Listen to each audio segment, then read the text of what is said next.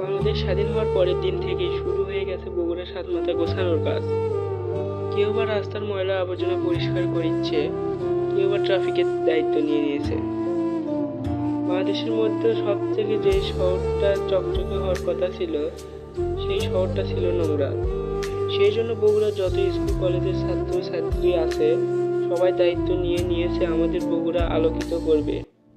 বগুড়া জেলা বললেই ভুল হবে, বাংলাদেশের 64 জেলার ছাত্র ছাত্রীরা নেমে পড়েছে তাদের বাংলাদেশকে চকচকা করতে। স্বাধীন বাংলাদেশে আমরা চাই স্বাধীনভাবে বাঁচতে, আর সাধারণ গরিব অসহায় মানুষগুলো যেন এক মুঠো খেয়ে শান্তিতে ঘুমাতে পারে। পরবর্তী সময়ে যে কোনো সরকার আসতে পারে, আমাদের কোনো দাবি নেই, দাবি শুধু একটাই, বাংলাদেশের সব জনগণ সুখে শান্তিতে থাকতে পারে। আজকের ভিডিও এই পর্যন্তই। সবাই ভালো থাকবেন, সুস্থ থাকবেন। আল্লাহ হাফেজ।